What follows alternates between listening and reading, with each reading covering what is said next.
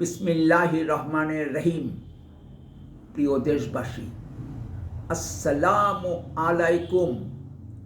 বাংলাদেশের সীমান্তবর্তী ভারতের 5টি রাজ্যের মধ্যে 4টি রাজ্যে এখন বিজেপি সরকার ক্ষমতায় আছে।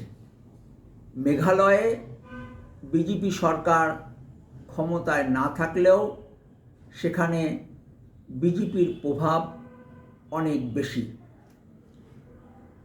হেমন্ত বিশ্ব শর্মা ও পশ্চিমবঙ্গের মুখ্যমন্ত্রী শুভেন্দু অধিকারীর রাজনৈতিক এজেন্ডা হচ্ছে বাঙালি মুসলমান খেদাও।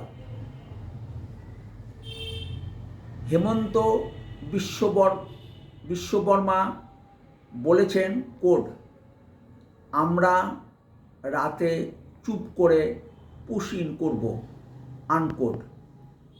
7 জুন পশ্চিমবঙ্গের মুখ্যমন্ত্রী শুভেন্দু অধিকারী বলেছেন, আমরা 4,800 জন বাঙালি মুসলমানকে পুশ ইন করেছি, আরও 836 জন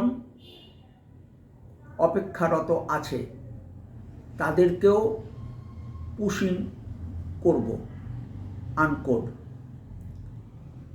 1990 সালে কংগ্রেস সরকার পুশ ইন শুরু করে। 1991 সালের শেষ দিকে বেগম খালেদা জিয়া ভারত সফরে যান। সেখানে তিনি পুশ ইন নিয়ে আলোচনা করেন। 1992 সালের 28 মে 2 দেশ এ সংক্রান্ত একটি যৌথ বিবৃতি দেয়। এরপরেও পুশ ইন থামেনি। 2000 সাল থেকে 2005 সাল পর্যন্ত এ সময়কালে পুশ ইন এবং সীমান্তে উত্তেজনা বেড়েছিল। 2009 সালের 6 জানুয়ারি শেখ হাসিনা ক্ষমতায় এলে পুশ ইন কিছুটা কমে, কিন্তু 2016 সালে শেখ হাসিনা চীনের দিকে মুভ করলে 2017 থেকে 2020 সাল পর্যন্ত এ সময়ে পুশ ইন হয়েছে 9,612 জন।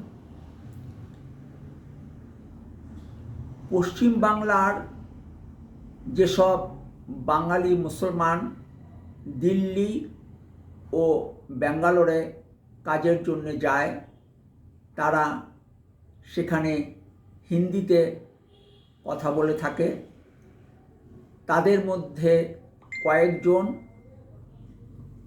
জল না বলে পানি বলায় তাদেরকে গ্রেপ্তার করা হয়েছে এবং গ্রেপ্তারের পর তাদের আধার কার্ড নষ্ট করে ফেলা হয়েছে, পুড়ে ফেলা হয়েছে। সীমান্তে ক্যাম্প বসানো হয়েছে, সেখানে গ্রেপ্তার করা বাঙালি মুসলমানদের রাখা হয়েছে। রাতে চুপ করে তাদেরকে পুশ ইন করা হচ্ছে। ভালো থাকবেন।